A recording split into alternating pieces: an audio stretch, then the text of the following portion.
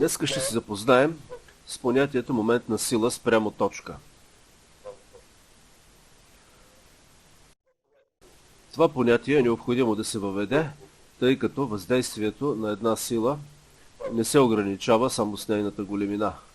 В много случаи, за да се опише това въздействие, са необходими и други параметри.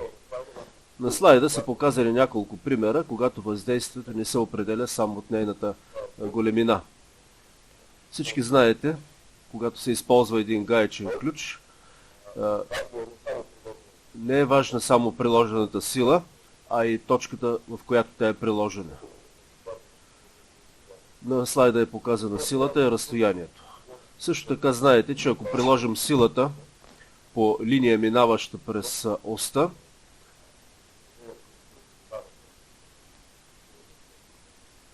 тогава не може да се свърши нищо. Има случаи, когато не е достатъчно само да се приложи сила, а е важно и да се приложи на подходящото място. Най-напред ще разгледаме случая как се появява понятието момент. Да разгледаме едно тяло, натоварено с две сили. Това е нашето тяло. Да приложим в точките А и Б две сили, които са успоредни помежду си, насочени вертикално надолу. Силата F1 и силата F2.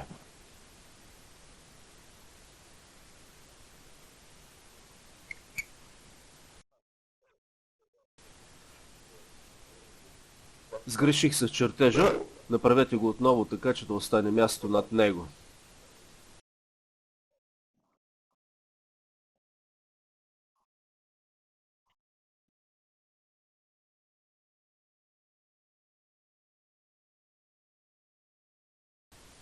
Това е нашето тяло и двете сили F1 и F2.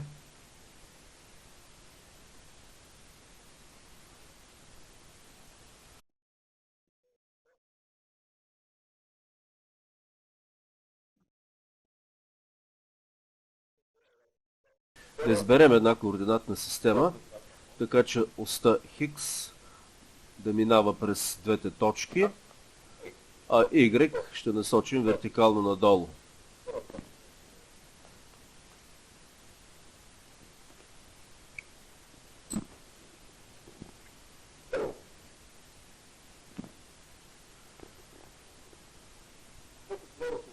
Нека сега да се опитаме да редуцираме тази система от две успоредни сили към една равнодействаща и да определим приложната точка на тази равнодействаща. С знанието от предишната лекция ние това не можем да направим, защото силите не се пресичат в една точка.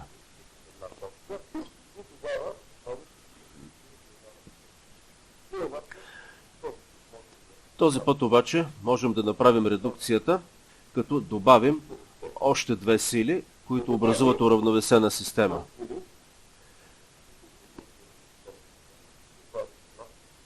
Вие знаете, че съгласно аксиомите на статиката винаги може да се добавя или да се отнема една уравновесена система сили и това няма да наруши кинематичното състояние на тялото. В точка А ще добавим една сила, насочена наляво, и в точка Б също една сила, насочена надясно с големина Q. Двете сили имат равни големини, противоположни посоки и обща директриса, така че те не нарушават кинематичното състояние на тялото.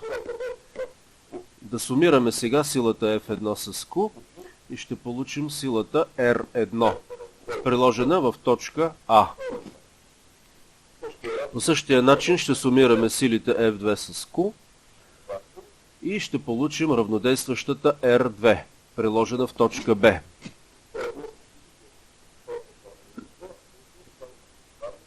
Силите R1 и R2 сега образуват вече конкурентна система сили, защото се пресичат в една точка. Ако продължим техните директриси, те се пресичат в точка точка P, D и образуват конкурентна система от сили. Съгласно аксиомите на статиката, ние сега можем да намерим тяхната равнодействаща. Какво правим сега? Преместваме двете сили по техните директриси, така че началото им да съвпадне с точка D.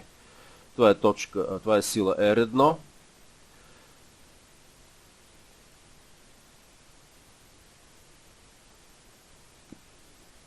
И тук преместваме силата R2. Тяхната сума означаваме с R.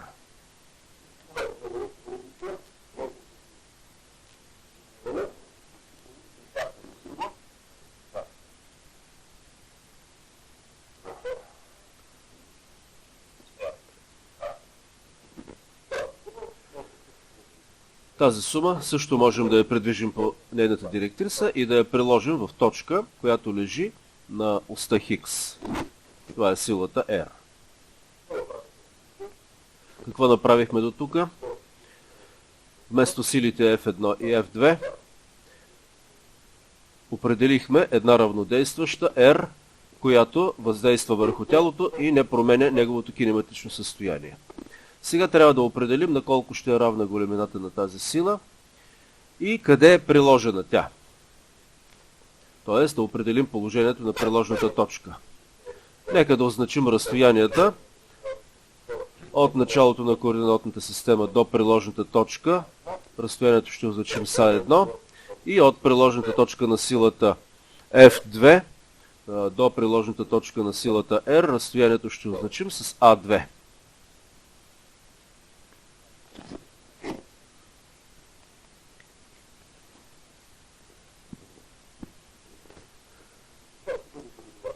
Каква ще бъде големината на силата? Силата R е равна на сумата от R1 и R2.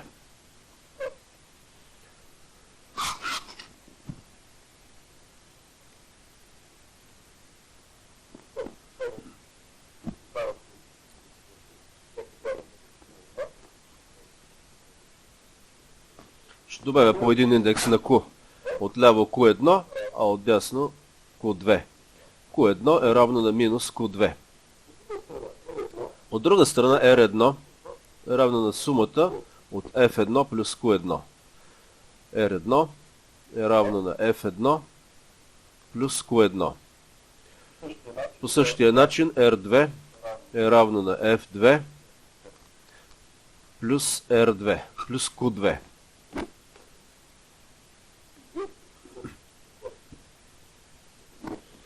Като заместим Q2 с Q1, получаваме, че R2 е равно на F2 минус Q1.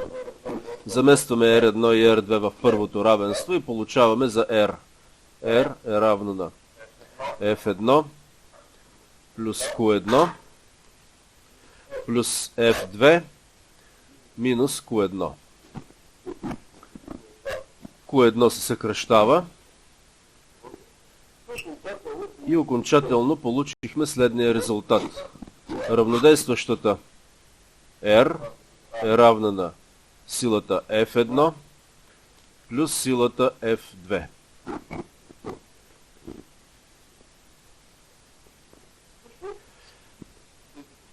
Всъщност, тъй като двете сили имат едно и също направление и посоки, и тези направления съвпадат с направлението на оста Y, това равенство можем да проектираме по ос Y и да получим скаларното равенство. R е равно на F1 плюс F2. Това всъщност са проекциите на силите по оста Y. Това са алгебрични величини. Имат големина и знак. В момента те са положителни, защото посоките им съвпадат с посоката на оста Y.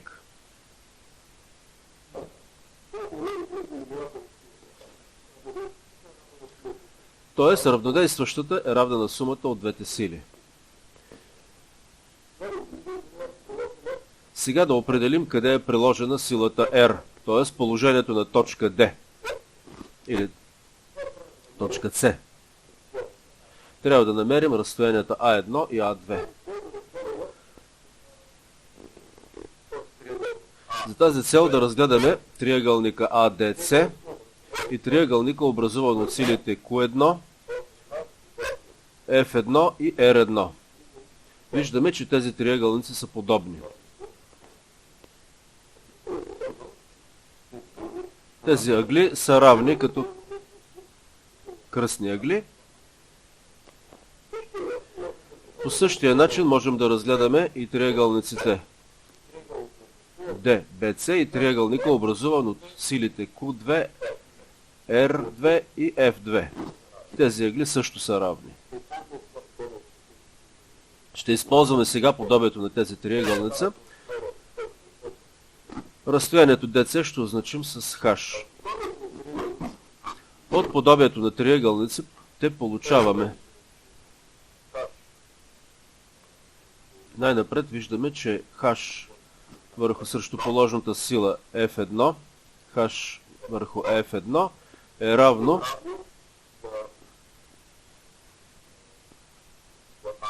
А1, съответната страна Q1. А1 върху Q1.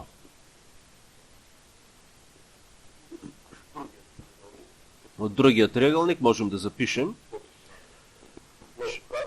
H върху F2 ще бъде равно на А2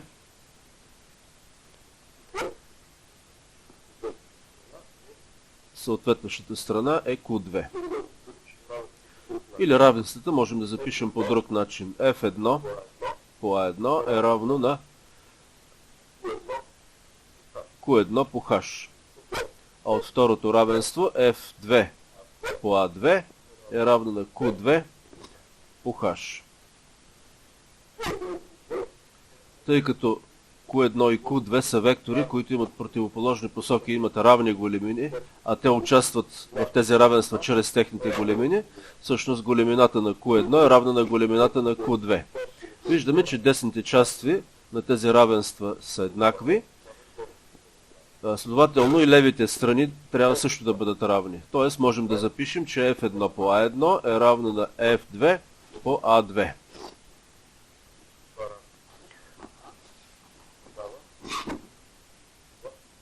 Това равенство ни дава положението на силата R.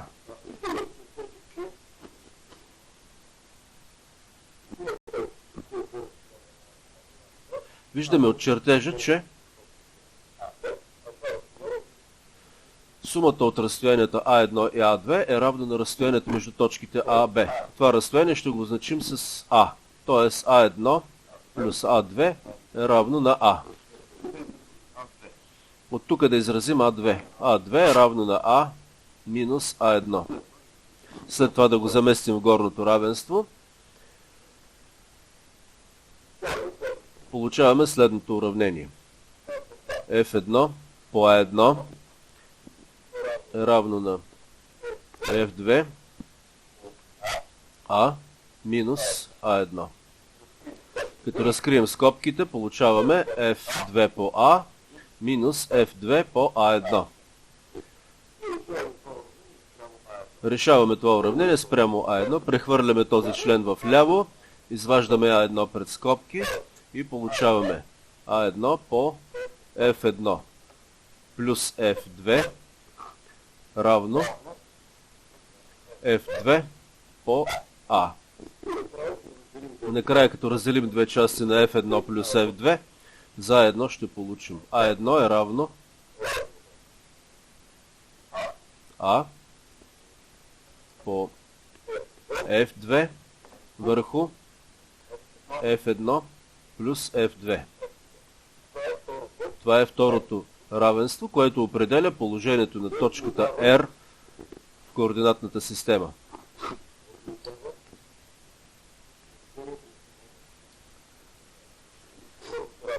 Първото равенство ни дава шинейната големина, а второто равенство дава нейната приложна точка.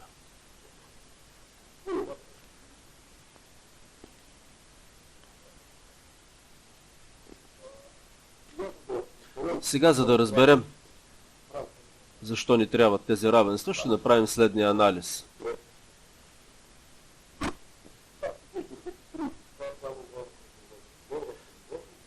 Виждате, че това тяло не е в равновесие, защото силата R не е равна на 0. За да го уравновесим, какво трябва да направим? В точката C трябва да приложим сила, която има големина равна на силата на R, същото направление, но противоположна посока. Прилагайки тази сила минус R, ние уравновесяваме тялото. Ще разгледаме сега какво се случва с приложната точка, ако започнем да променяме едната от силите.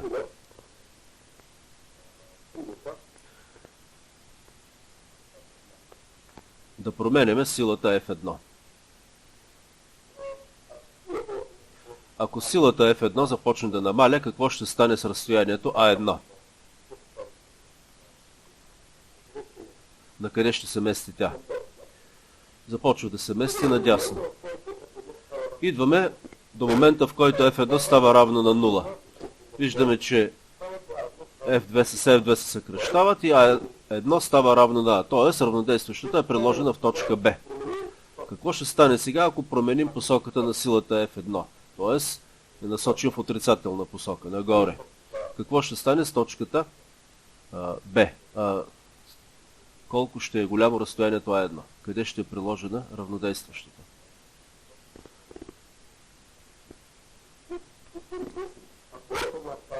Ако F1 стане отрицателно, знаменателя става по-малък от числителя, т.е. това съотношение става по-голямо от единица. Т.е. A1 става по-голямо от A. Това означава, че точката C минава вдясно от точка B. Продължаваме да увеличаваме големината на F1 в противоположна посока. Точката C се движи надясно. Ето в един момент тя е стигнала до тук. Тук е приложена силата R.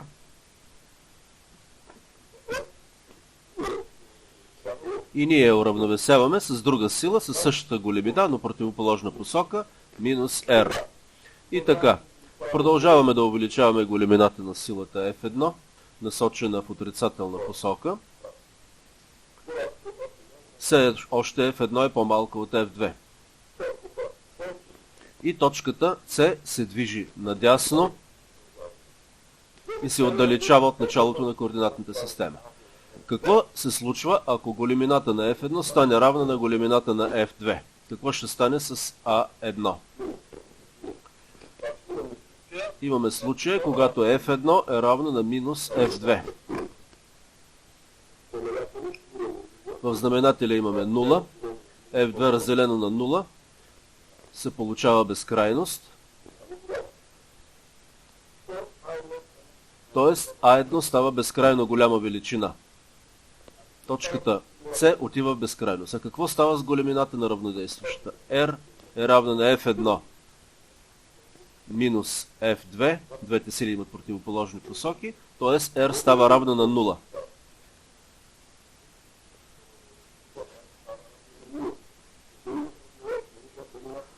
Но означава ли това, че тялото е в равновесие? Получихме следния случай. Силата F2 приложена в точка B и силата F1 приложена в точка A, която има с абсолютно същата големина, но противоположна посока.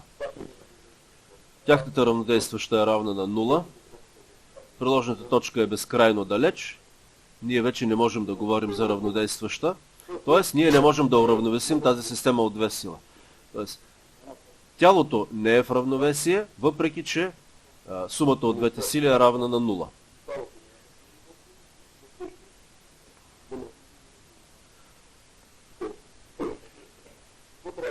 Какво трябва да направим тогава? Как трябва да постъпим? В този случай се оказва, че трябва да добавим някакъв нов загадъчен обект, който ще уравновеси нашето тяло. Именно този обект ние наричаме момент. Тази съвкупност от две сили, които имат равни големини, противоположни посоки и успоредни директриси, ние наричаме двоица. Това е обект, който има абсолютно същото значение и смисъл в механиката, както понятието сила. Тоест, той е мярка за механично взаимодействие на телата. Както силата е мярка за механично взаимодействие, така и двоицата е мярка за механично взаимодействие.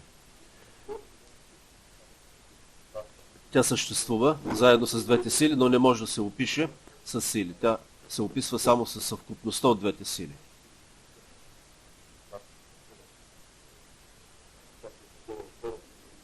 Тя се определя освен от големините на силите, от техните посоки и от разстоянието между тях. Тоест, ние показахме, че в механиката съществува още един обект, който ние ще наричаме момент. Ние сега, ако добавим този обект, можем да уравновесим тялото.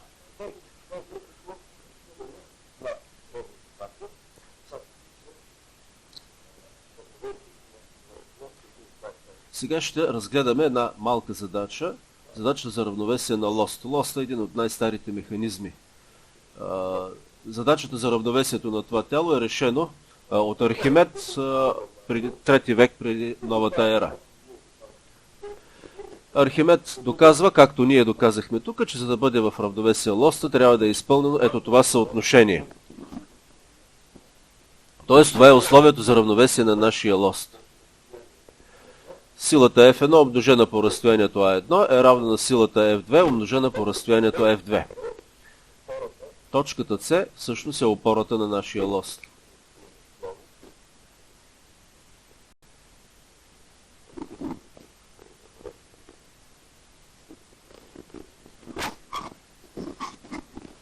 Сега ще направим чертежа отново.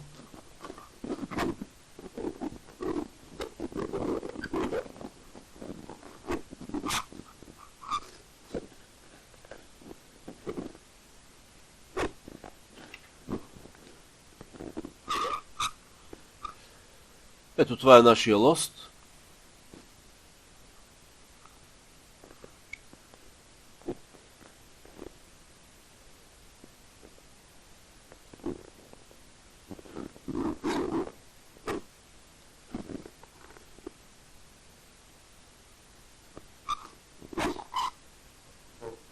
Тук той е закрепен, това е опората на лоста. В следващата лекция ще говорим за тези означения. Това е означението за опора. Опора, което позволява на тялото да се върти около него, но не позволява да се движи. И към този лост са приложени две сили. Силата F1 и силата F2. Тези разстояния са A1 и A2.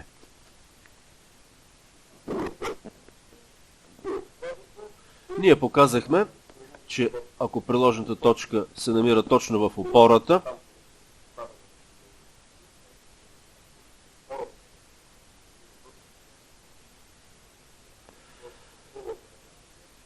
т.е. съотношенията на А1 и А2 са обратно пропорционални на отношението на силите, тогава лоста е в равновесие.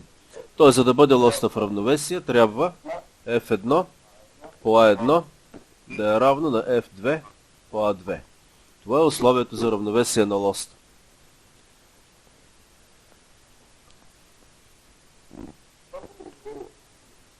Това произведение на силата F1 по A1 ние наричаме момент на сила.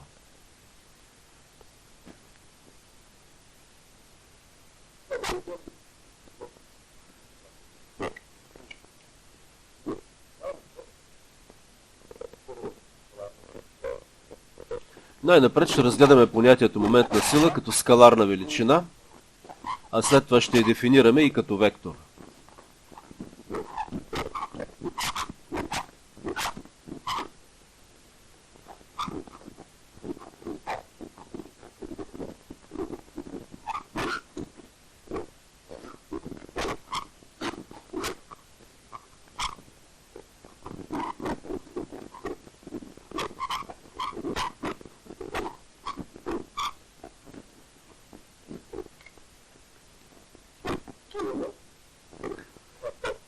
Имаме една точка, която ще означим с О.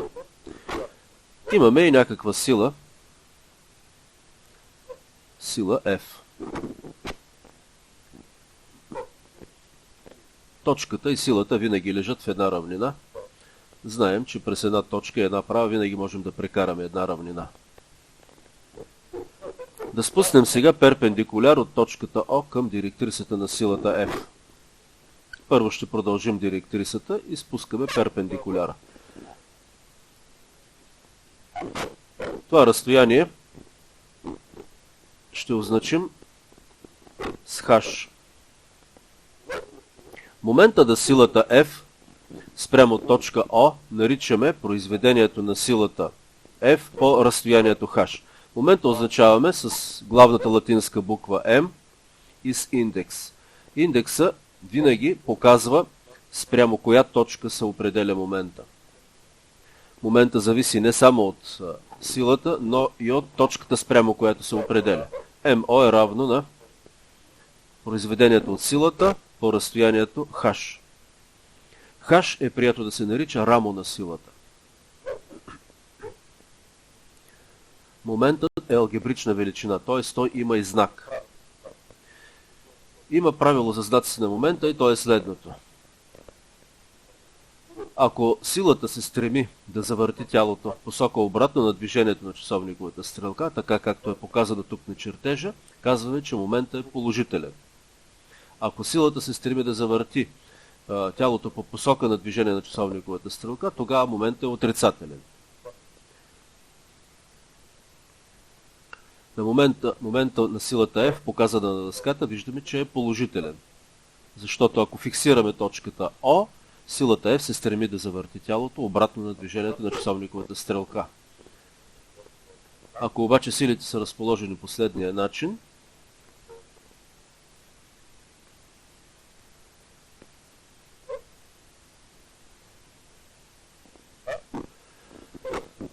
в този случай момента МО равен на е по-голям от 0. Ако точка О не подвижда, силата F в случая се стреми да завърти тялото по движението на часовниковата стрелка и в този случай момента е отрицателен.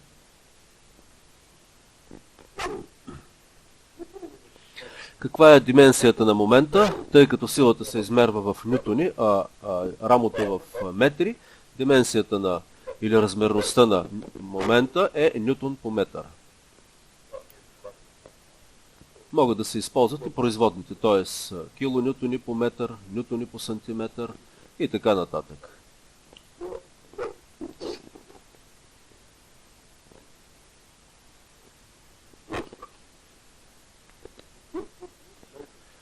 В кои случаи момента на силата ще бъде равен на 0? Защото понякога само от пръв поглед ние можем да определим дали е нужно да определяме момента или той е равен на 0. В кои случаи момента ще бъде равен на 0? Имаме произведение от две величини F и H. Ако едната от тях е равна на 0, то и момента ще бъде равна на 0. Ако F е равно на 0, случай е тривиален. Тогава няма смисъл да говорим за момент. Но ако F е различно от 0, а H е равно на 0, тогава също момента е равен на 0. Ето сега ще покажем този случай на следната схема. Това е точката О. Ако нашата сила F е приложена по линията, която минава през точка О, тогава момента на силата е равен на 0. Когато силата минава през точката О, спрямо която определяме момента. Ако имаме няколко сили приложени към едно тяло, как да определим момента на тази система от сили? Ето нашето тяло и една точка О. Имаме приложени няколко сили. Силата F1, силата F2 и тук някъде да приложим силата F3. Могат да бъдат n на брой, няма никакво значение. Сумата от моментите на тези сили спрямо една и съща точка се нарича главен момент. Тоест момента, който действа върху това тяло, ще бъде равен на сумата от моментите на силите спрямо една и съща точка, точка О. Тоест МО ще бъде равно на F1 по H1, където H1 ето това разстояние.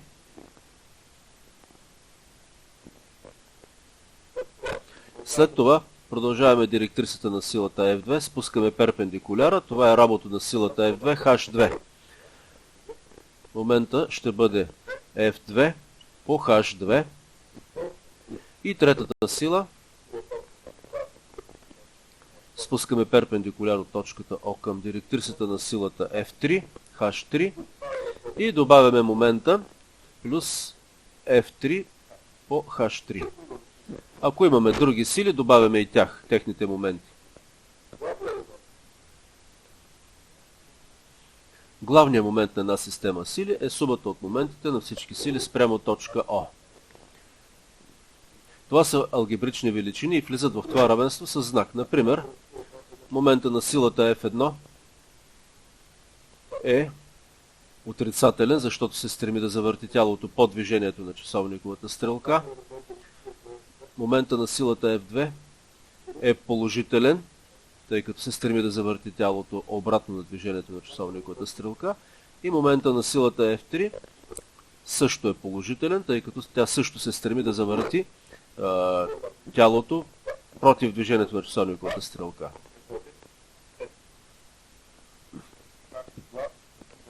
Нека силата F1 да е 5 нютона, H1 да е 2 см. Нека силата F2 е 10 нютона, H2 да бъде равно на 4 см. И нека F3 е равно на 1 нютон и H3 да е равно на 1 см.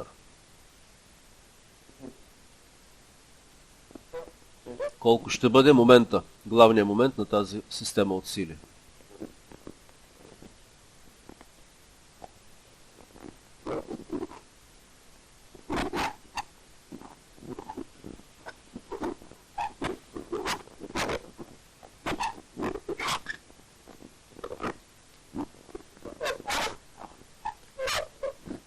МО е равно на съгласно нашата фигура, момента на F1 е отрицателен, т.е. получаваме минус 10 нютона по сантиметър. F2, момента на F2 е положително число, плюс 32 нютона по метър, нютона по сантиметър и накрая F3, 1 по 1 е плюс 1 нютона по сантиметър с положителен знак. И главният момент е равен на 23 нютона по сантиметър. Колко нютона по метър е това?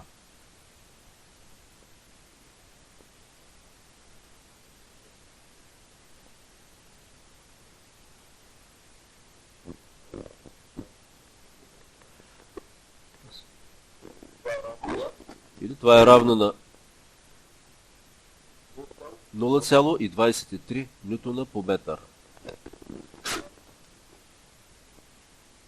0,23 нютона по метър.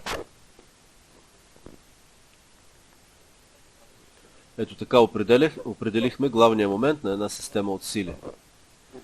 На следващия слайд имаме няколко примера. Сега ще ги анализираме. В първия пример имаме една греда, към която е приложена сила на определено разстояние. Трябва да определим момента на тази сила. Ето нашата греда. Запъната в левия край. Тази опора ще разгледаме следващата лекция. В край на тази греда е приложена силата F с големина 100 нютона. А разстоянието е 2 метра. Момента на силата F спрямо точката О е колко е равен? На колко е равен?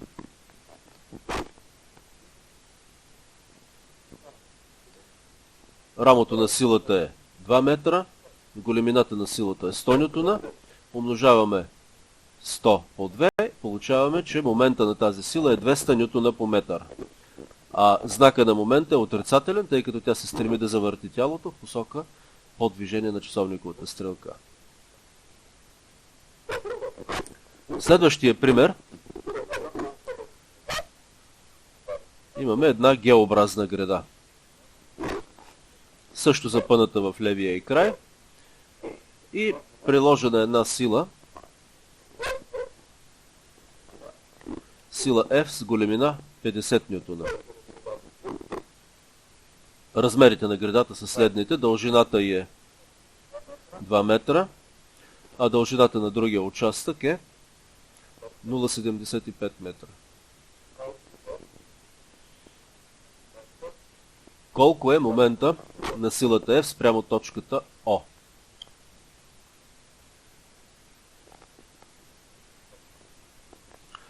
Как да определим рамото на тази сила?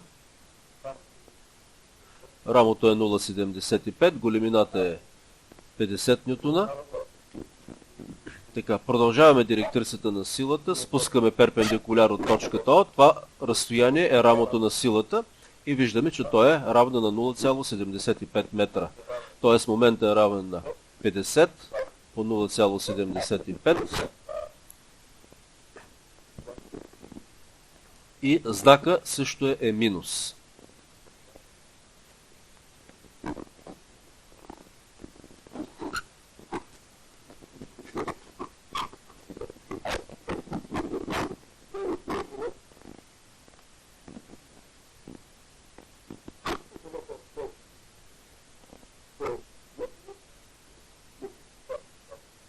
В следващия пример, въпреки че на картинката размерите са дадени с фута, а силите в паунди, ние ще ги разгледаме като метри и нютони.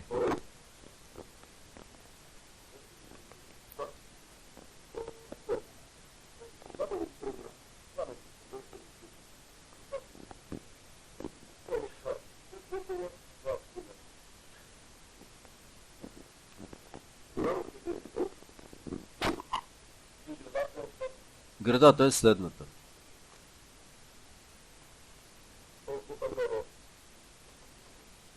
Този ъгъл е 45 градуса. Дължината на този участък е 1 метър.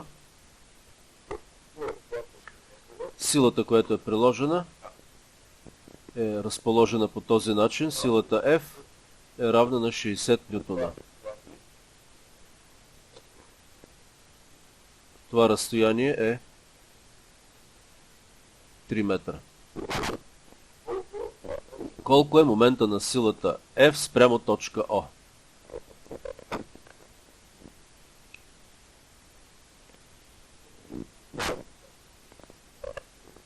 Ще постъпим както предишната задача. Въпреки че това е изкривена част, но ние се абстрахираме от формата на тялото, тя няма значение за неговото състояние, кинематично състояние, а се интересуваме само от положението на приложните точки на силите, техните големини, направления и посока. Така че продължаваме директрисата на силата, спускаме перпендикуляр към нея и това е рамото на силата H. Имаме дължината 1 метър. Колко е рамото?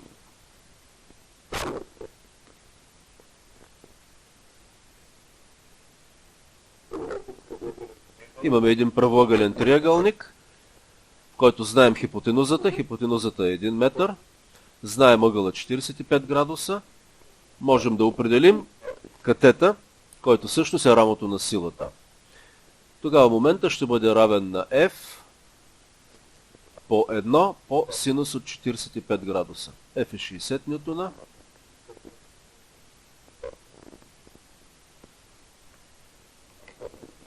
По 1 по корен от 2 върху 2. Ако имаме калкулатори, можем да пресметнем колко ще бъде големината на момента на силата F.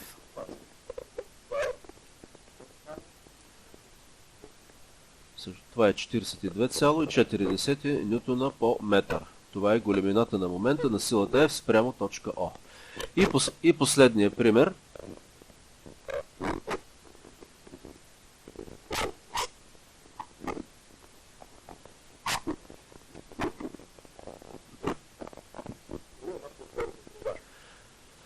Гредата има следната форма.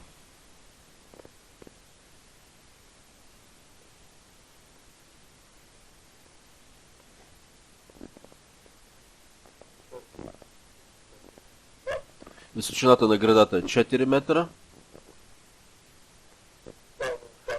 Хоризонталният участък е дълъг 2 метра. Този участък е дълъг 1 метър. Силата F е приложена в тази точка и търси момента на силата спрямо точката О. F е равен на 7 кН. Колко е момента на тази сила спрямо точка О?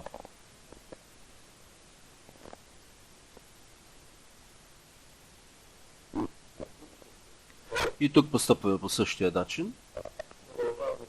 Продължаваме директрисата на силата F. Спускаме перпендикуляр от точката О към директрисата. Това е разстоянието h. На колко е равно h? 3 метра. Т.е. момента МО ще бъде равна на 7 кН по 3 метра. Знака е плюс и равно на 21 кН по метър.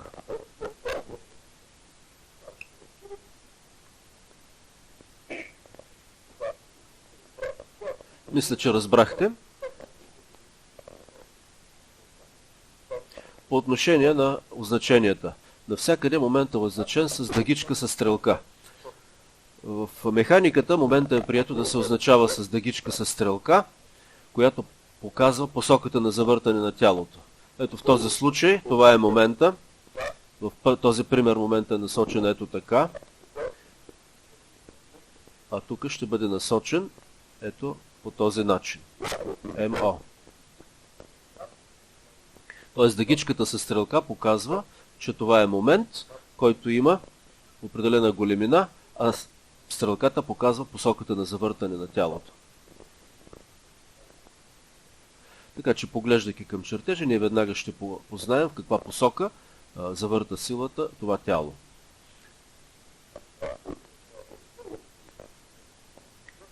Времето приключи. Следващия час продължаваме.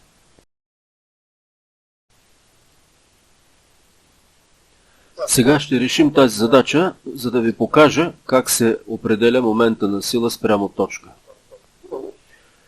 Имаме един лост,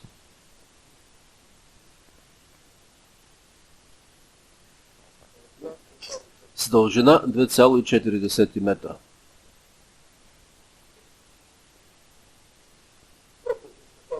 Който е закрепен в тази точка,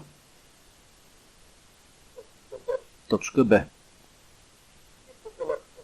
И някакъв товар.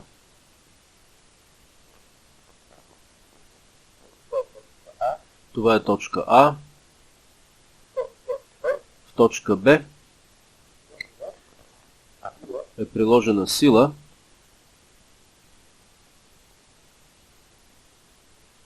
F с големина 360 нютона.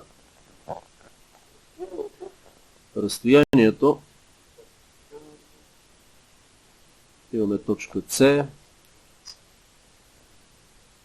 тук е точка Д и точка О. Разстоянията са следните. –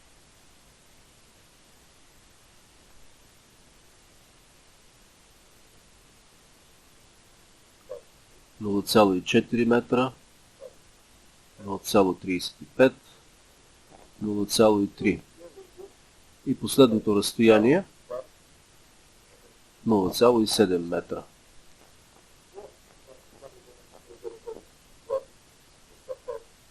Силата F сключва ъгъл 40 градуса с вертикалата.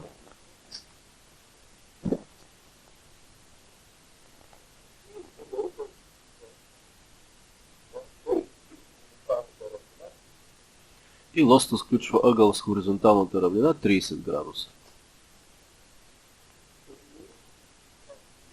Да заменим тази сила F с друга сила, приложена в точка D, перпендикулярна на лоста.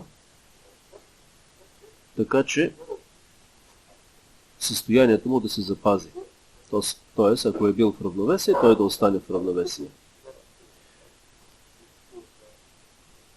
Т.е. момента, който създава силата F и момента на силата на тежестта са равни.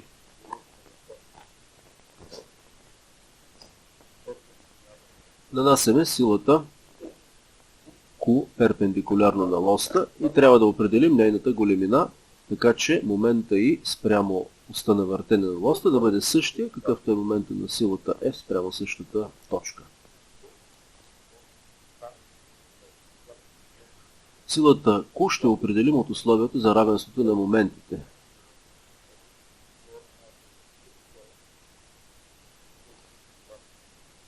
Т.е. произведението от една сила по разстоянието и по рамото И до точката на въртене на лоста трябва да е равно на произведението на другата сила по рамото И спрямо точката на въртене на лоста. Големината на товара не се знае.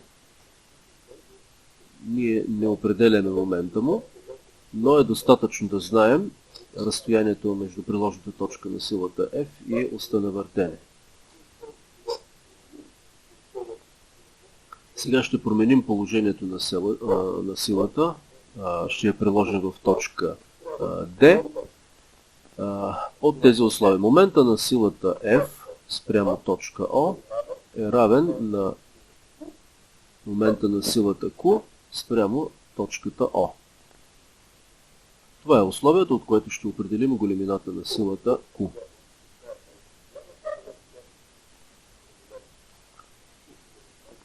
Изразът за момента на силата Q ще бъде колко е рамото на силата Q.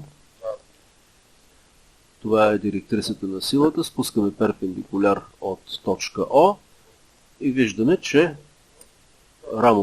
рамото на силата е 0,3 метра. 5 по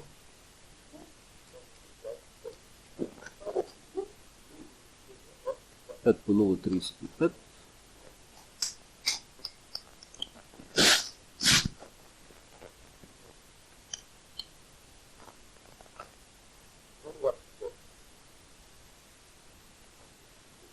Как да определим момента на силата F? Класическият подход беше да продължим директрисата на силата F, да спуснем перпендикуляр към нея и това ще бъде рамото на силата. Ето това разстояние трябва да намерим. Разстояние H. Това е една доста по-сложна задача, отколкото това, което направихме с силата Q. Тъй като трябва да решим една сравнително сложна тригонометрична задача, за да определим това разстояние. Има друг подход, който е много по-лесен. Той се гради на това, че всяка сила може да бъде разложена на нейните компоненти. Това е съгласно аксиомите на статиката. Как се използва тази аксиома? Силата F ще я представим като равнодействаща на две сили. Едната ще да бъде перпендикулярна на оста на лоста, а другата сила да бъде по оста на лоста. Целта е да изключим една от тези сили. Тази компонента, която е по оста на лоста, минава през точката на въртене на лоста и тя няма момент спрямо нея. Ето перпендикулярната компонента и това е компонентата по оста на лоста.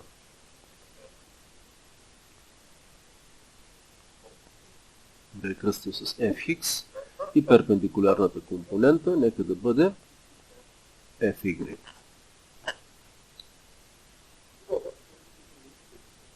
Трябва да определим тези две компоненти. Това ще стане като намерим този ъгъл алфа. Колко е голям ъгъл алфа?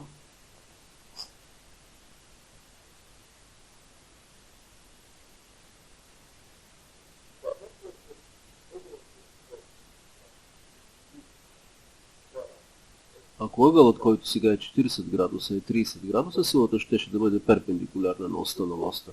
Така че ъгъла алфа е равен на 10 градуса.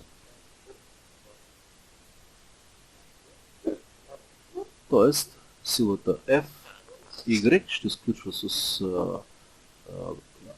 правата перпендикулярна на оста на лоста 10 градуса.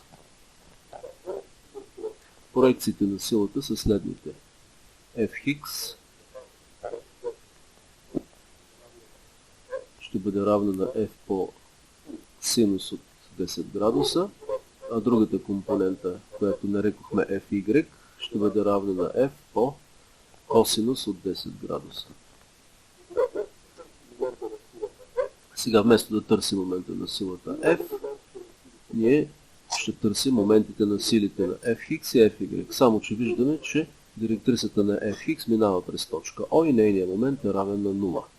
Остава само компонентата Fy, която е перпендикулярна на оста на лоста. Fx няма да участва в условието за равновесие. Участва само Fy. Да запишем момента на силата F. MOF е равно на F. F по косинус от 10 градуса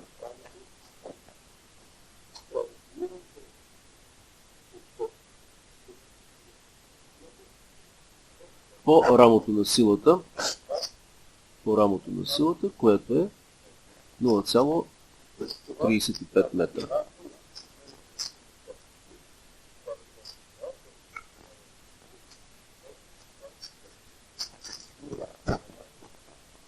Момента на силата Q е Q по 0,7 метра. Тоест F по косинус от 10 градуса по 1,35 е равно на Q по 0,7, откъдето Q е равно на F по 1,35 по косинус от 10 градуса върху 0,7.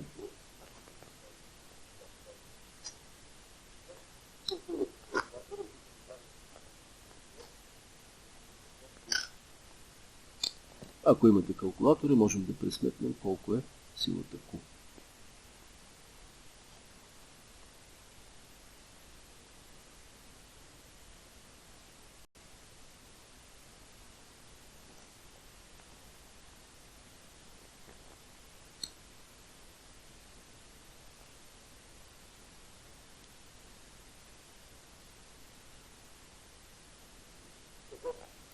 Колко получихте вие?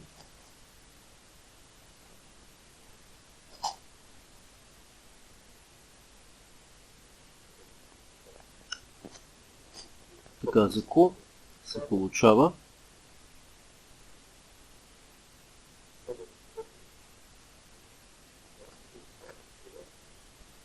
683,7 нютона, т.е. тя е почти двойно по-голяма от силата F, защото е приложена в точка по-близо до оста на въртене на лоста.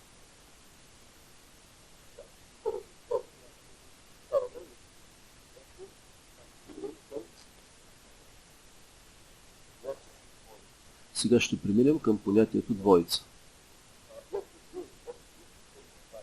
Лекцията започнахме с един анализ, който ни показа, че две сили, които имат равни големини, противоположни посоки и успоредни директриси, не могат да се уравновесят с една сила.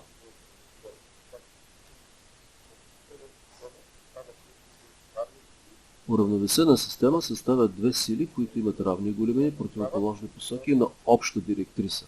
В случая двете сили не лежат на една права, те лежат на успоредни прави.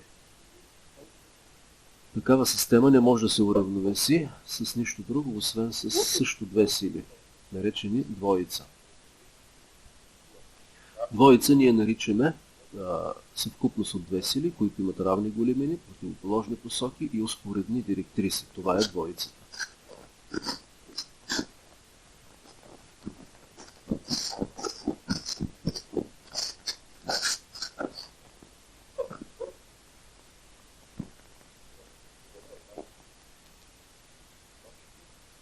Имаме две точки. Нека в точката А да приложим силата F, F1 в точка Б да приложим абсолютно същата по големина сила с противоположна посока и успоредна директриса. Силата F2. Разстоянието между тези две сили, между директрисите на тези две сили, ще означим с D малко и наричаме рамо на двоицата.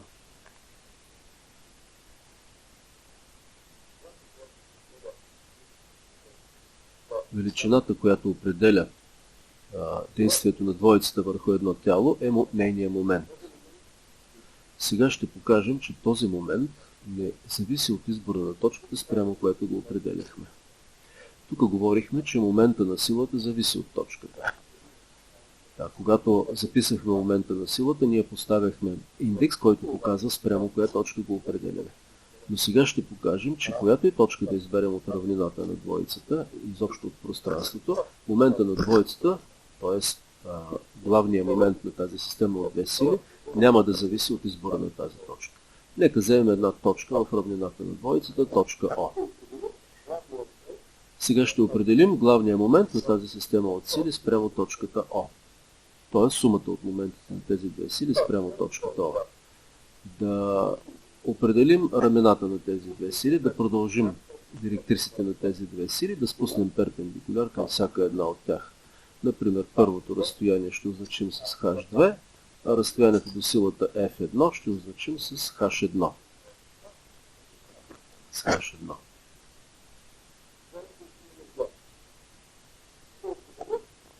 И да определим главния момент на тази система от сили спрямо точка О.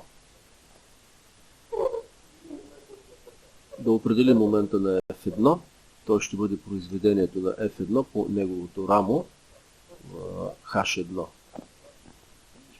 Минус, тъй като се стреми да завърти тялото против часовниковата стрелка, ще имаме знак минус. И плюс момента на F2 спрямо точка О. Плюс F2 по H1. По H2, прощавайте.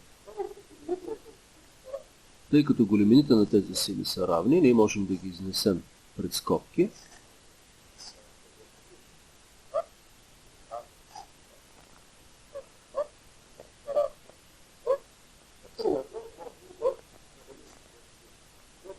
Примерно можем да заменим F2 с F1 и ще получим F1 по H2 минус H1. H2 минус H1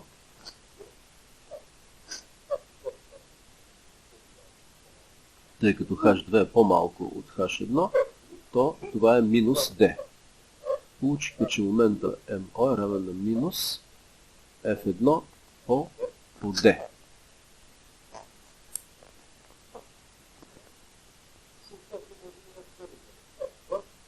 Или F2 по D. Както виждате, разстоянията H1 и H2 не участват в крайния израз за момента.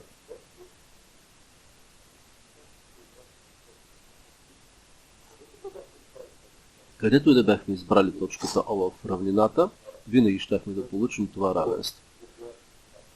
Тоест, в него участва големината на една от силите по разстоянието между директрисите им. Затова от тук нататък, когато говорим за момент на двоица, ние няма да поставяме индекс, а ще записваме момента на двоицата без индекс. Това означава, че той не зависи от избора на точката, спрямо която го определяме. Тоест, това е една величина, която можем да преместваме в равнината и това няма да промени нищо в състоянието на тялото.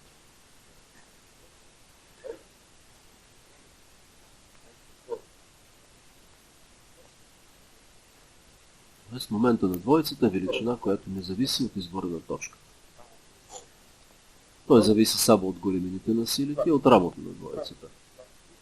Освен това, тук важи също правилото за знаците.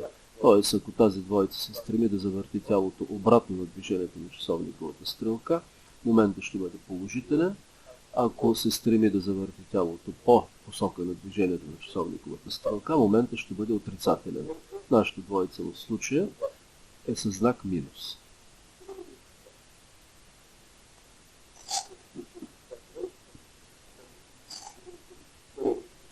Като гледаме срещу дъската, тази двоица се стреми да завърти тялото по движението на часовниковата стрелка, значи моментът е отрицателна величина.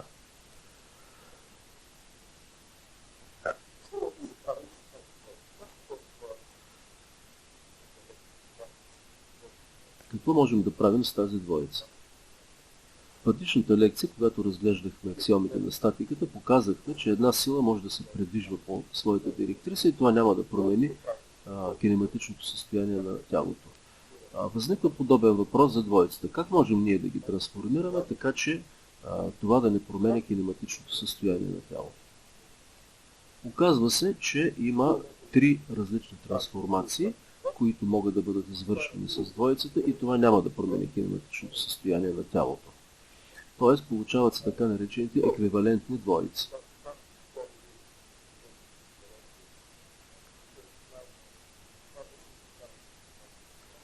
В слайда са показани условията за еквивалентност, са доказани, ние няма да ги доказваме подробно. Можете да намерите доказателствата и в учебника, освен на този слайд. Какви са методите за трансформации на двоици, така че да се получат еквивалентни двоици? Първата трансформация, която може да доведе до получаването на еквивалентна двоица, е че двоицата може да се движи свободно в своята равнина. И това не променя кинематичното състояние на тялото. Тоест, ние можем да движим тази двоица, както си искаме, в равнината, в нейната равнина, и това не променя състоянието на тялото. Тоест, първата трансформация е движението на двоицата в нейната равнина. Втората трансформация е преместване на двоицата в равнина, успоредна на първоначалното положение на равнината. Ето, вземаме сега тази двоица и я преместваме в равнина, успоредна на равнината на дъската. Получаваме отново двоица, която е еквивалентна на първата. Тоест, новата двоица не променя кинематичното състояние на тялото. Единственото условие е новата равнина, в която е преместване, да е успоредна на старата. Тоест, втората трансформация е успоредно преместване на равнината на двоицата. Третата трансформация е свързана с промяна на големините на силите. За да получим еквивалентна двоица, можем да не запазваме големите на силите. Можем да намалим тяхната големина, но трябва да увеличим разстоянието, така че произведението от големината на силата по рамото й трябва да винаги трябва да остава постоянно. За да запазим момента на двоицата постоянен, променяйки големините на силите, трябва да променяме и разстоянията между тях.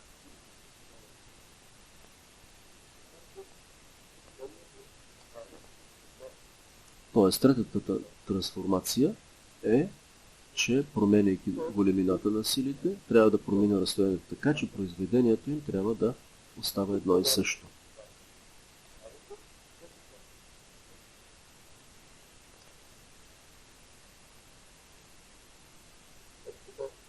Тук още веднъж на този слайд са показани трансформациите, малко по по-различен начин.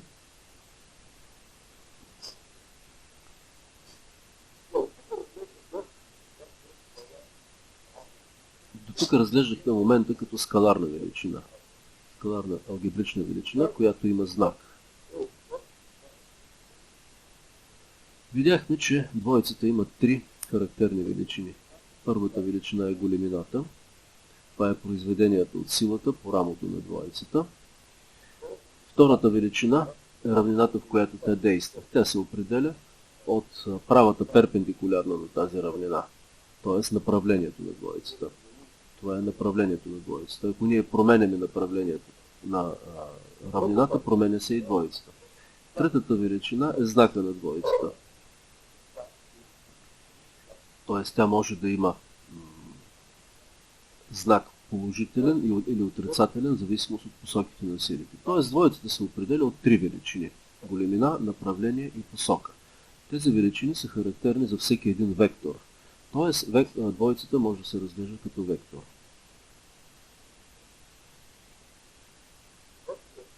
Векторът на двоицата е с големина, равна на произведението от силата по разстоянието между директрисите. Ето, нека това е равнината на двоицата.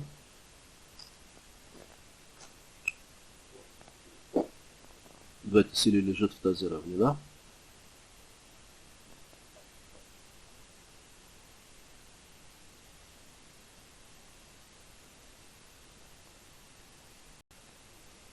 Те се намират на разстояние D една от друга. В момента на двоицата M като големина е равен на F по D. А векторът на двоицата ще бъде перпендикулярен на тази равнина. Това е M. Насочен така, че гледайки срещу този вектор, двоицата се стреми да завърти тялото обратно на движението на часовниковата стрелка. Така както съм направил чертежа, гледайки срещу М, двоицата виждаме, че се опитва да завърти равнината обратно на движението на часовниковата стрелка. Векторът има големина, има направление, има и посока.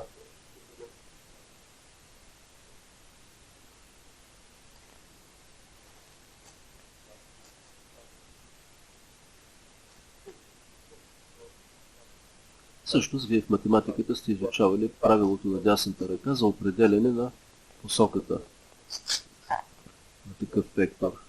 Тоест, свитите пръсти трябва да сочат посоката на въртене на двоицата, а палеца ще сочи посоката на момента.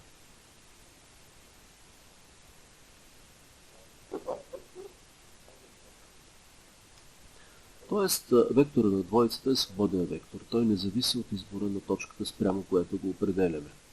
Можем да го движим произволно в пространството. Затова той няма индекс, тъй като не е свързан с никаква точка в равнината, нито в пространството. Единственото условие е директрисите на този момент в различни положения да бъдат едни и същи и посоките да бъдат едни и същи, както разбира се и големините на този вектор.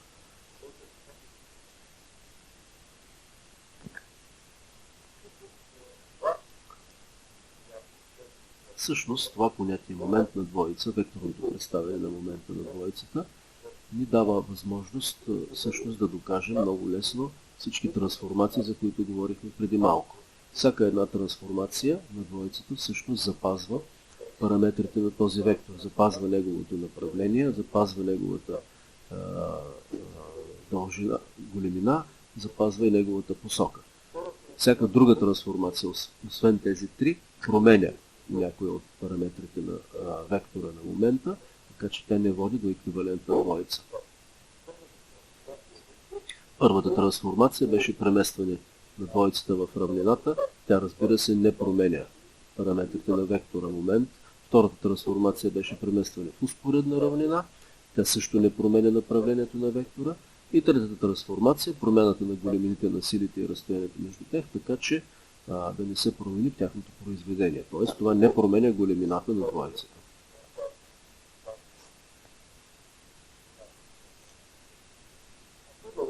Главен момент на система сили.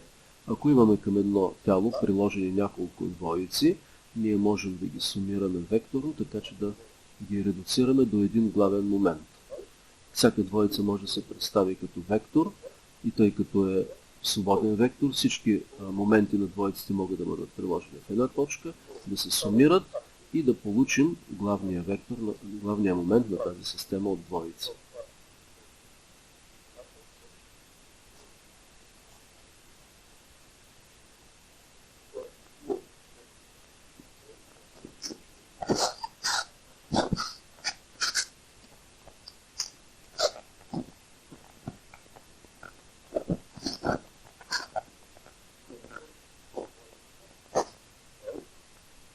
Например, m, главния момент на система от двоици е равно на сумата от момента на първата двоица, плюс момента на втората двоица, плюс и така нататък, плюс момента на двоицата с индекс n, или кратко сумата от m с индекс k. Това е главният момент на система от двоици.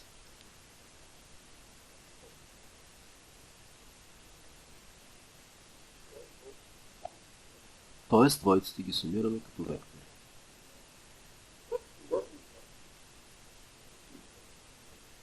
След като представихме момента на двоиците като вектор, ние можем да изразим по подобен начин и момента на една сила спрямо точка също като вектор. Сега ще разгледаме как може да се изрази момента на една сила като вектор.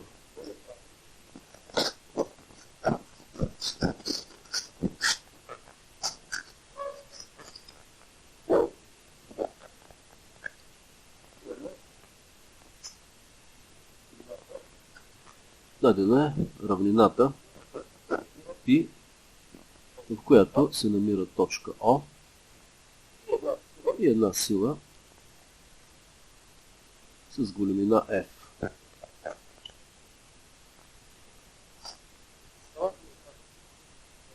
Като скалар, момента ще бъде равен на произведението от силата F по рамото на тази сила, т.е. разстоянието от точка О до директрисата.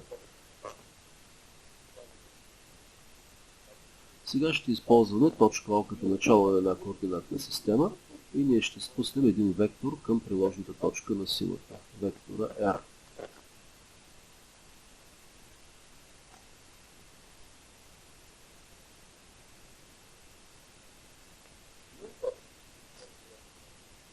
Момента на силата F спрямо точката O ще го запишем последния начин. MO е равно на векторното произведение R по силата F.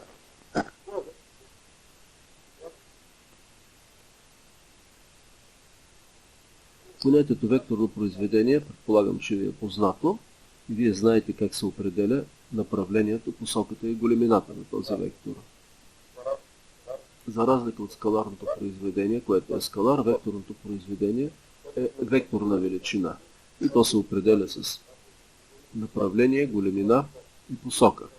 Направлението на този вектор се определя от равнината, в която лежат двата вектора. Нашия вектор MO трябва да бъде перпендикулярен на равнината π.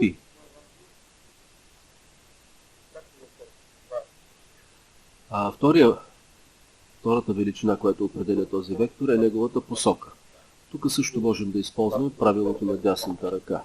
Ако пренесем вектора R така, че началото да бъде в приложната точка на силата F, тогава свитите пръсти показват завъртането на вектора R към F, първия вектор към втория, палецът ще показва посоката на вектора MO. Т.е. посоката на вектора M ще бъде нагоре, това е вектора MO. Каква ще бъде големината на този вектор?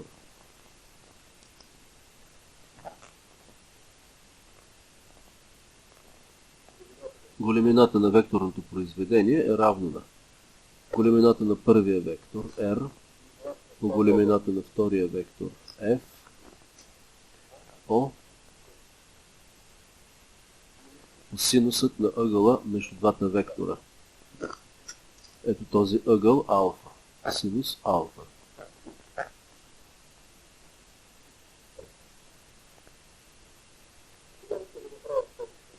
Нека да направим следното, да продължим директрисата на силата F и да спуснем перпендикуляр от точката О към директрисата.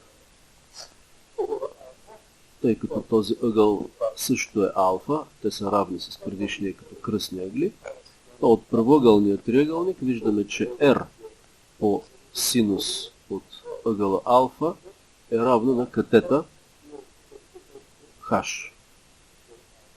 Това е катета, който се намира срещу ъгъла алфа. Тоест R по синус алфа, R е хипотенузата на триъгълника, а H е катета на триъгълника, Така че R по синус алфа е равно на хаш.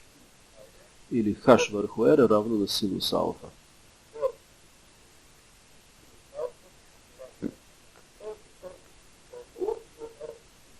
Тоест в тази формула R по синус алфа можем да заменим с хаш. Хаш е височината спусната от точката О към директрисата на силата F. Така получихме формулата за големината на момента. МО е равно на F по H. Такава е големината на момента. Още веднъж да повторим трите компоненти, които характеризират момента. Големина определя се от произведението на силото по рамото. Направление, перпендикулярно на равнината, в която лежат R и F, и посока, определена по правилото на дясната ръка.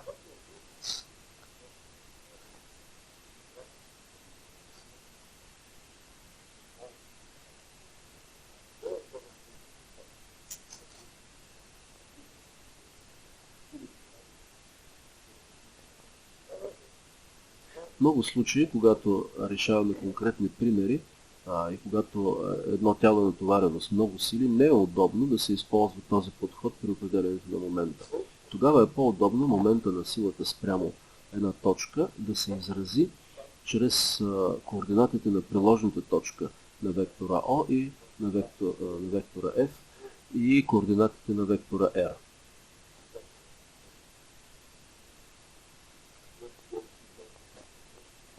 Сега ще запишем това векторно произведение като една матрица и по този начин ще определим големините на проекциите на вектора МО спрямо координатните оси. Така, вектора МО е равен на следната матрица. В първия ред на тази матрица ще запишем единичните вектори на координатната система, която има начало в точката О. Две координатни оси, лежащи в тази равнина. Единичните вектори са И, Ж и К. На втория ред записваме проекциите на вектора R. Ние ги означаваме с X, Y и Z.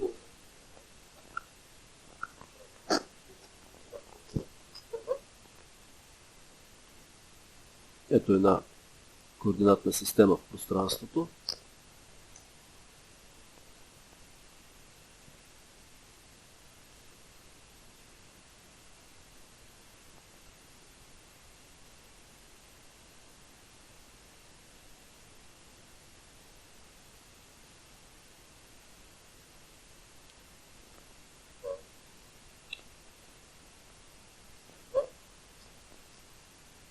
Това е вектора R, а това са неговите координати.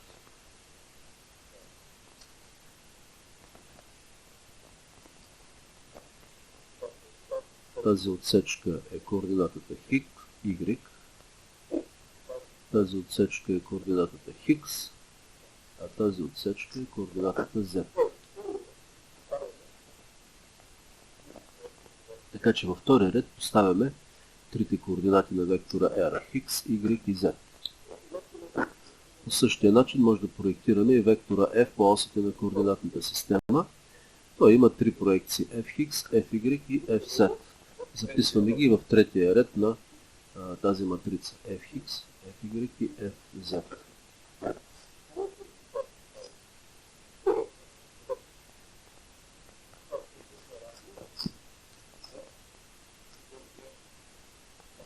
Това също се равно на векторното произведение на R по F. Как сега можем да определим проекциите на вектора MO по координатните оси на координатната система? Има един метод, който ни позволява да представим тази детерминанта на тази матрица като коефициенти пред единичните вектори И, Ж и К. Т.е. да се определят адюнгираните количества на всеки един член от първия ред. Това става като мислено се задраска първия ред и първата колона и останалата част от матрицата се определи детерминантите на останалата част от матрицата. Така по същия начин можем да запишем и адюнгираните количества на другите два елемента от първия ред G и K. Първо мислено задраскаме първия ред и първия стълб. Остава ето тази матрица. Така, и нейната детерминанта ще бъде X по F, Y по FZ минус Z по FY. Y по FZ минус Z по FY. Умножено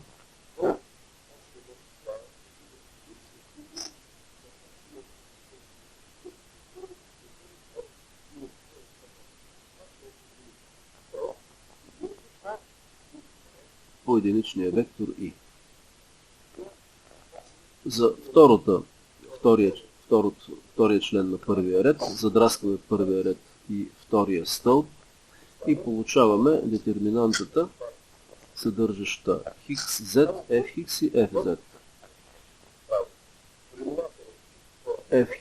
X по FZ минус Z по FX умножено на минус 1 на степен сумата от номера на реда и номера на стълба, т.е. на степен 3. Т.е. ще получим минус единица. И това е умножено по единичния вектор G. Плюс третата. Задраскаме първия ред и третия стълб. Остава ето тази матрица. Нейната детерминанта е X по FY минус Y по FX по минус 1 на степен 1 плюс 3, т.е. 4, което е четно число, по вектора K. Защо направихме това? Защото тук получаваме три коефициента пред единичните вектори и G и K. Тези изрази всъщност представляват проекциите на вектора M по координатните оси.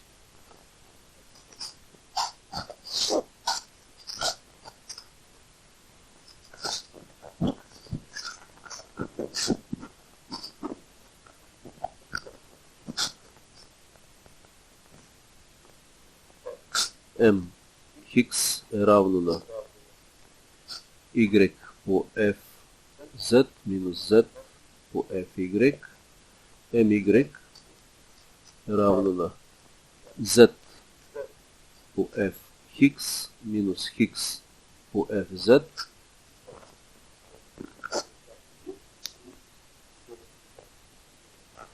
И MZ е равно на X по FY минус Y по FX. Това са трите проекции на момента по трите координатни оси. Тези формули е удобно да се използват тогава, когато е трудно да проектираме вектора, а знаем координатите на приложената му точка, знаем и проекциите на силата по координатните оси. Тогава чисто аналитично, без да се интересуваме от правилото на знаците, ние получаваме големините на проекциите. Големината на вектора M ще бъде корен квадратен от mx на квадрат плюс my на квадрат плюс mz на квадрат. Тук се използва Питагоровата теорема, тъй като трите проекции са взаимно перпендикулярни.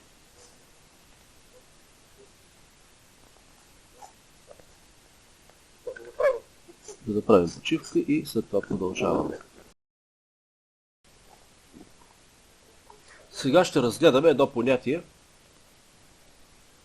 което ни позволява да пренасяме сила не само по нейната директриса, а в точка лежаща извън нейната директриса. Това понятие се нарича преносна двоица.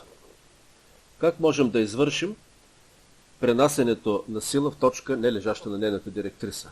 Ако точката лежи на директрисата, всичко е елементарно. Ние пренасяме силата по директрисата и съгласно аксиомите на статиката. Но ние искаме да пренесем точката извън нейната директриса. Нека имаме една сила F, приложена в точка А. И друга точка Б, в която искаме да пренесем силата. Как можем да извършим това? Да прекараме през точката Б права успоредна на директрисата на силата.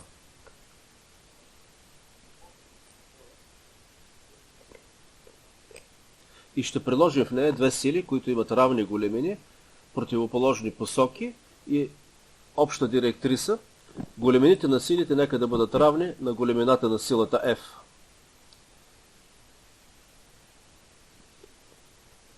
Прилагаме тези две сили.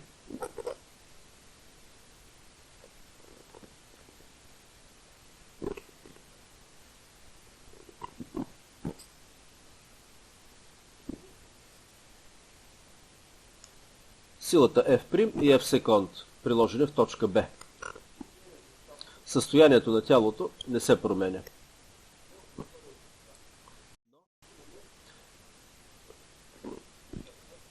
Имаме силата F и силата F секунд. Какво образуват тези две сили? Имат равни големини, противоположни посоки и успоредни директриси.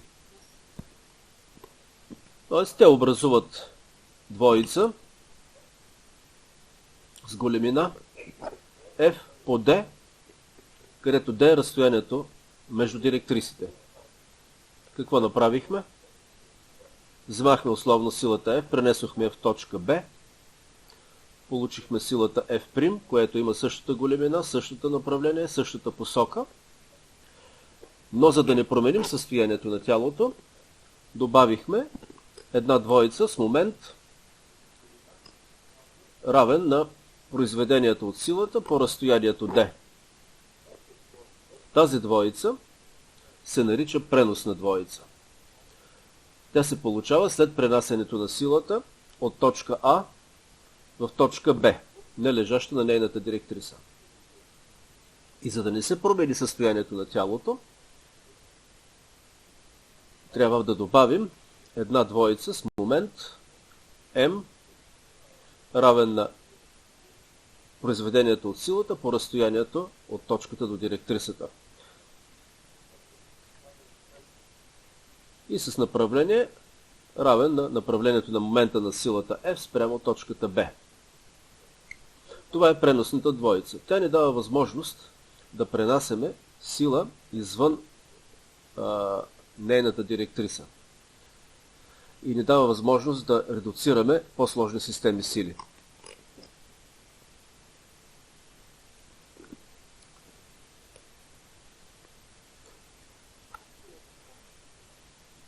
Още нещо помощно ни трябва, за да продължим нататък. Трябва да покажем каква е връзката между моментите на една сила спрямо две различни точки. Каква е постановката? Дадена е една сила F, приложена в точка А. Имаме и други две точки. Точка О и точка О1. Искаме да намерим каква е връзката между моментите на силата спрямо точката О и точката О1. Да приемем, че точка О е началото на координатната система, т.е. тя е отправна точка, и ще определим момента на силата F спрямо точката О1.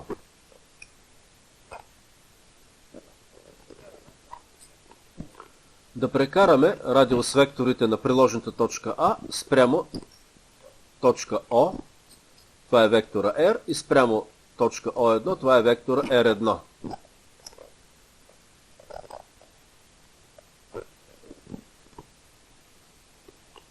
Да прекараме и вектора ОО1. Сега ще запишем израза за моментите на силата F спрямо точката O. Момента на силата F спрямо точката O е равен на R умножен векторно по силата F. Момента на силата F спрямо точката O1 е равен на векторното произведение на вектора R1 по силата F.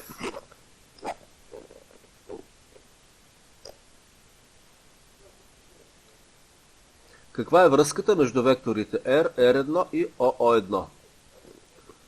От чертежа виждаме, че ако съмираме вектора OO1 с вектора R1, ще получим вектора R. Т.е. R е равно на OO1 плюс R1.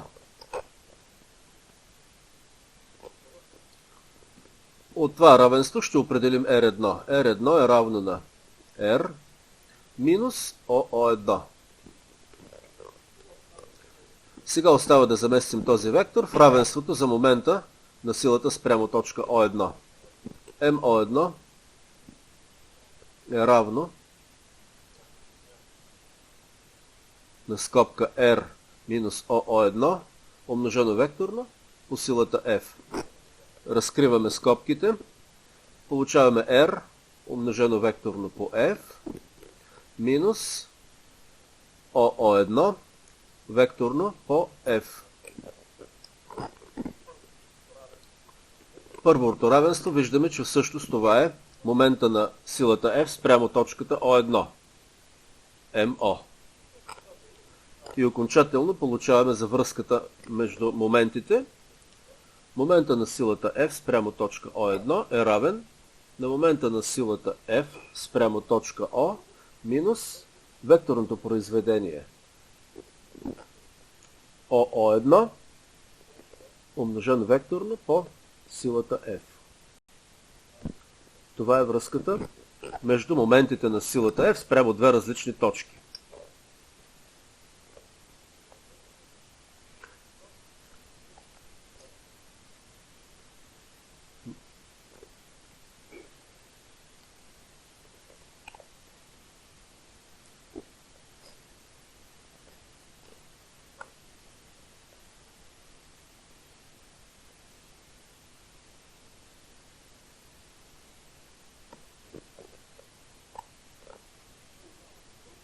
Сега преминаваме към следващата по-сложна система от сили, наречена равнинна система сили. Какво наричаме равнинна система сили?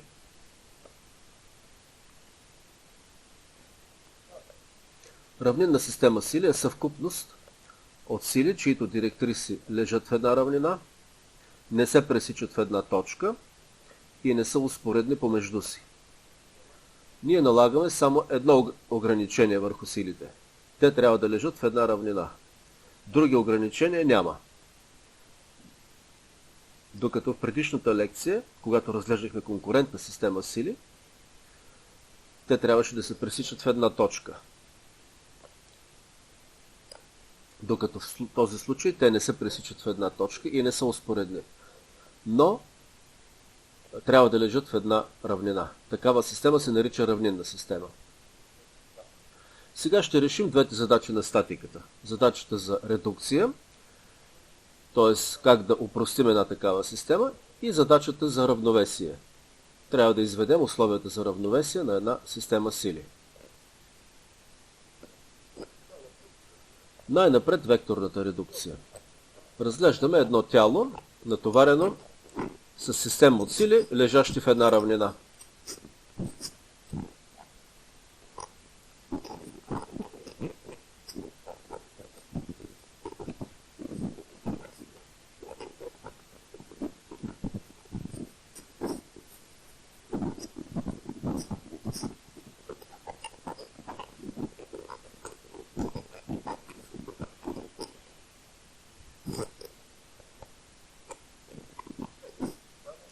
Ето нашето тяло. Имаме силите F1,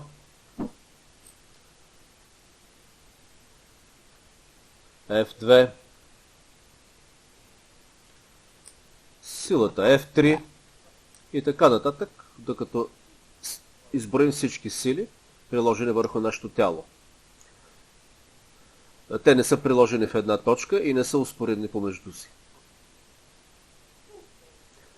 Първо трябва да изберем една точка, която наричаме редукционен център. В конкурентната система сили редукцията извършвахме спрямо пресечната точка на силите. Тя беше естественият редукционен център. Тук такава точка нямаме, затова избираме такава точка произволно. Вземаме една точка, която наричаме редукционен център и спрямо нея ще извършваме редукцията. Избора на тази точка няма значение къде ще бъде. Нека това да бъде редукционният център. Как ще направим редукцията? Първо, вземаме силата F1 и я преместваме, така че началото й да съвпада с редукционния център.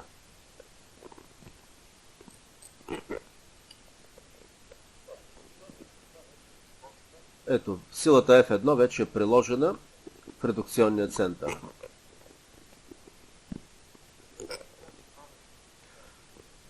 За да остане тялото в равновесие, ние трябва да добавим предносната двоица, която е равна на момента на силата F спрямо редукционния център. Ще я означим с дъгичка, с стрелка. Тя е М1. Повтаряме същата процедура с останалите сили. Пренасяме силата F2 в точка А и добавяме преносната двоица. Момента на преносната двоица М2. Накрая вземаме силата F3, пренасяме в точка А и добавяме преносната двоица. М2. Така можем да продължим до края, докато изредим всички сили. Какво получихме? Получихме N на брой сили, които са приложени в една точка и N момента. На практика те са свободни вектори, но също са приложени в една и съща точка.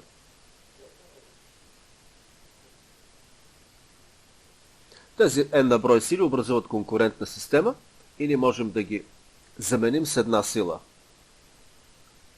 Но няма да я наричаме равнодействаща.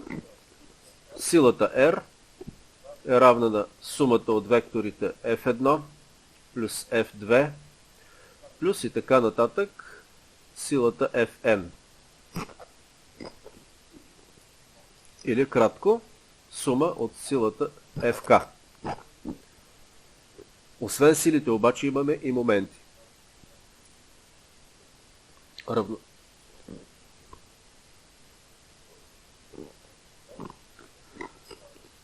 Момента МО е равен на сумата от моментите на всички сили спрямо редукционния център МО1 плюс МО2 плюс и така нататък плюс МОН. И това е равно сумата от МКО.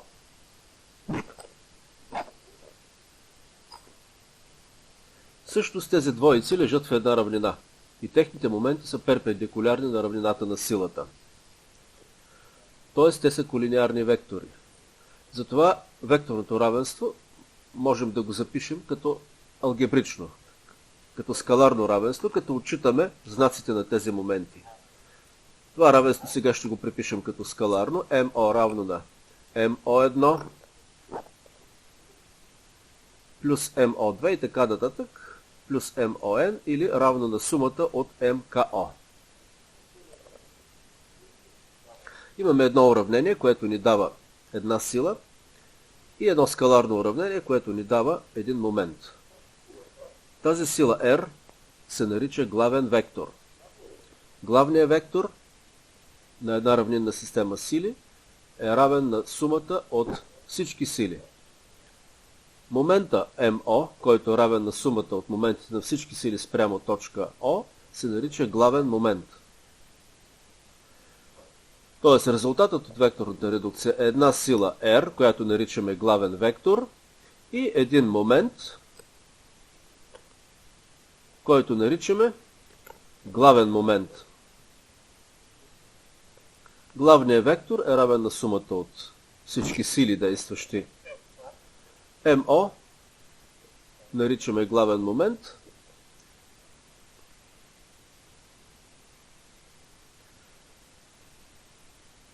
И той е равен на сумата от моментите на всички сили спрямо редукционния център О.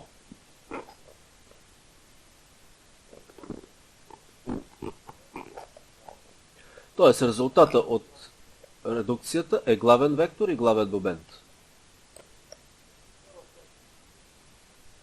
Тази съвкупност в някои курсове се нарича динама, но ние няма да използваме това понятие. Динамата всъщност представлява съвкупността от главния вектор и главния момент. Той е всъщност равнодействащата на тази равнинна система сили.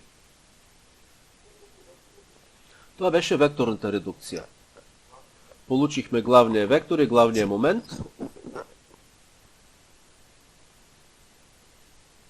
Тук на слайда е показана самата редукция.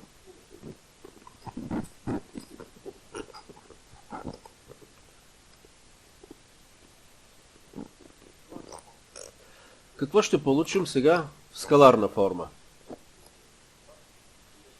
Както направихме миналия път, първо избираме една подходяща координатна система. Тази координатна система нека да бъде в редукционния център. С ос Хикс и ос Y, лежащи в равнината на силите, а ос Z е перпендикулярна на тази равнина. Сега като проектираме силите по тези три оси, какво ще получим? Първо, главният вектор, който е равен на сумата от силите, лежащи в една равнина, също лежи в тази равнина. И неговите проекции са R Хикс е равно на F1 Хикс плюс F2 Хикс плюс и така нататък плюс Fn Хикс, което е равно на сумата от проекциите на силите по оста Хикс. Ry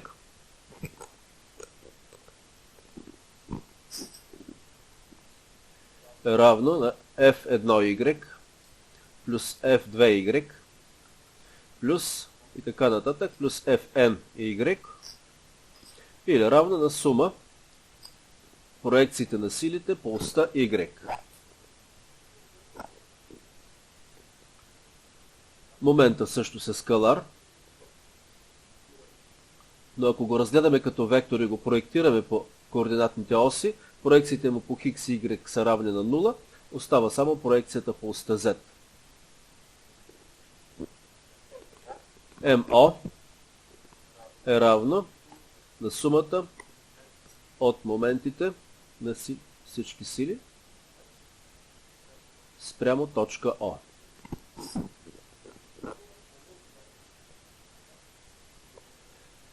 Как да определим големината на главния вектор? Двете проекции са взаимно перпендикулярни, затова големината на главния вектор ще бъде корен квадратен от Rx на квадрат плюс Ry на квадрат.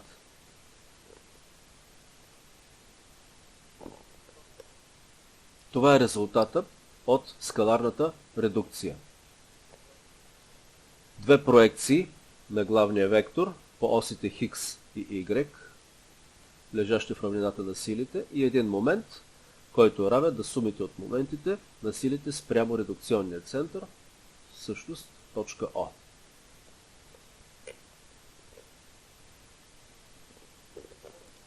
Какви са условията за равновесие? Ясно е веднага, че за да бъде тялото в равновесие, трябва главният вектор и главният момент да бъдат равни на 0. Тоест получаваме две условия за равновесие.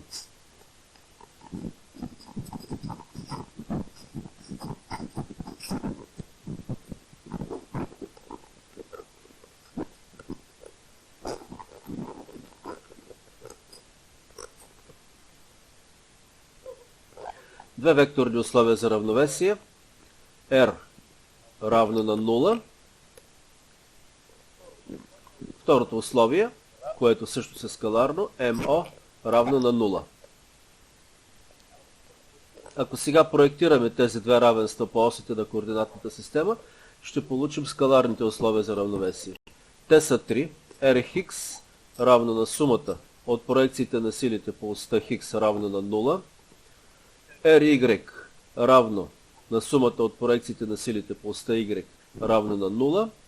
И MO, което е равно на сумата от моментите на силите спрямо точка O, равно на 0.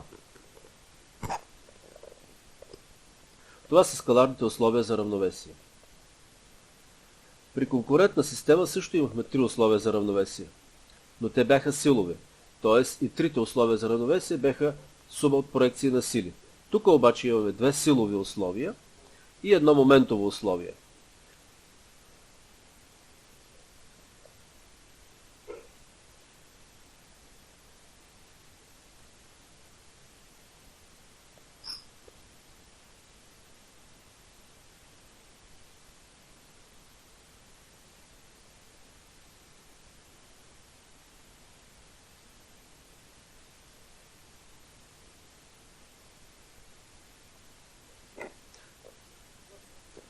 Това са така наречената основна форма на условията за равновесие.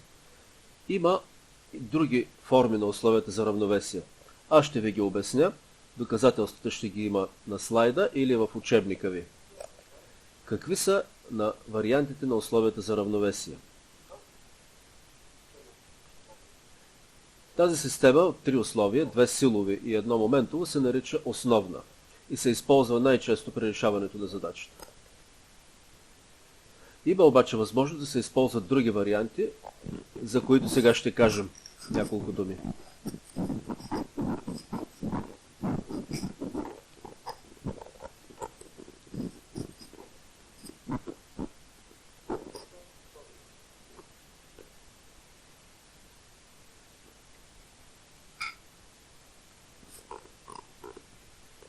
Това е основният вариант. Две силови и едно моментово условие за равновесие. Втория вариант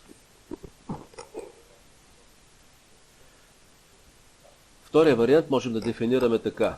За да бъде едно тяло в равновесие, трябва сумата от моментите на силите спрямо две точки, лежащи в равнината на силите, да е равна на 0, и сумата от проекциите на силите спрямо ос, която не е перпендикулярна на правата, минаваща през двете точки, също трябва да бъде равна на 0.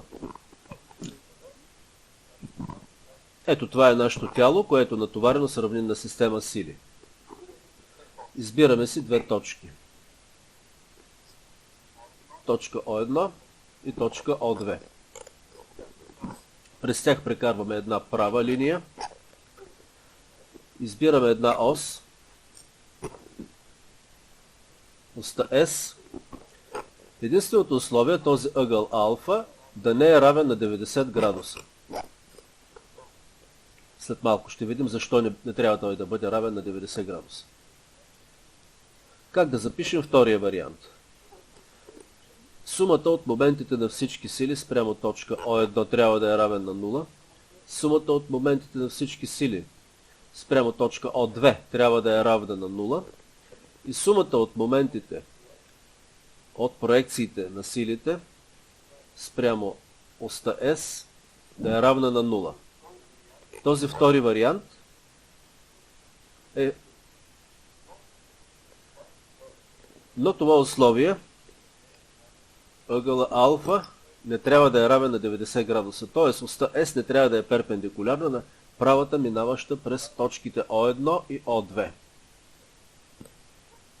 Какво ще стане, ако не е изпълнено това условие? Т.е. ако оста S е перпендикулярно на правата, минаваща през О1 и О2.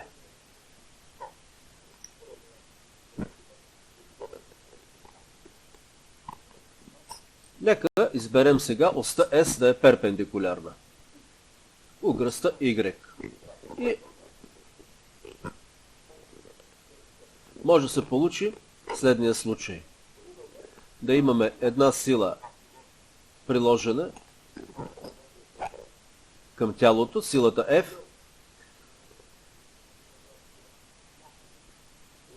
момента на силата F спрямо O1 е равен на 0, защото директрисата минава през O2.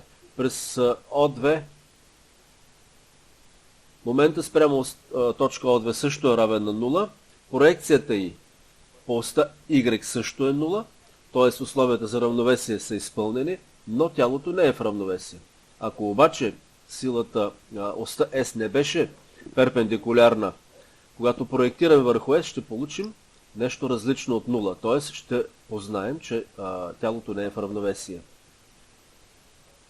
Затова трябва оста, по която проектираме силите, да не бъде перпендикулярна на правата минаваща през O1 и O2. В следващата лекция ще покажем кога се използват този вариант на условията за равновесие. Третия вариант на условията за равновесие е когато имаме три моментови условия за равновесие.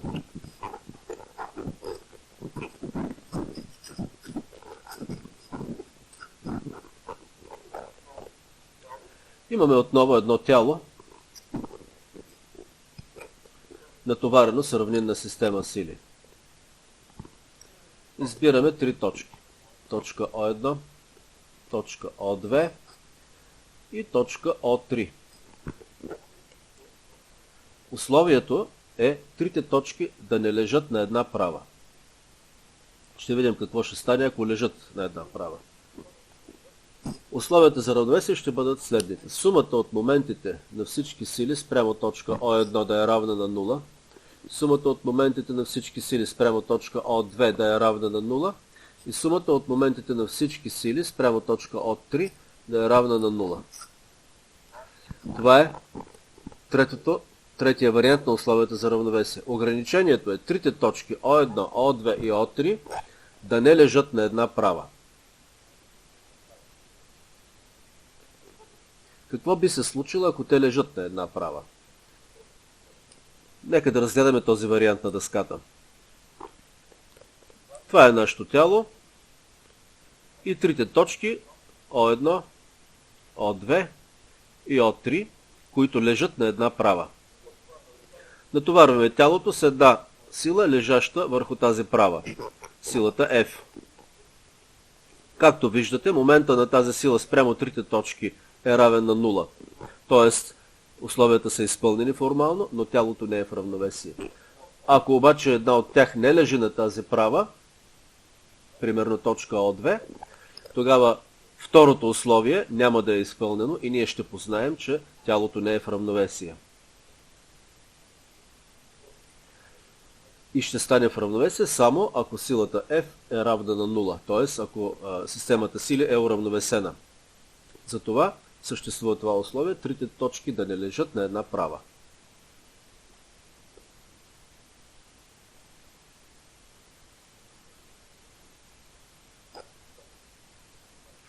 Доказателства са направени на слайда, има ги и във вашия учебник.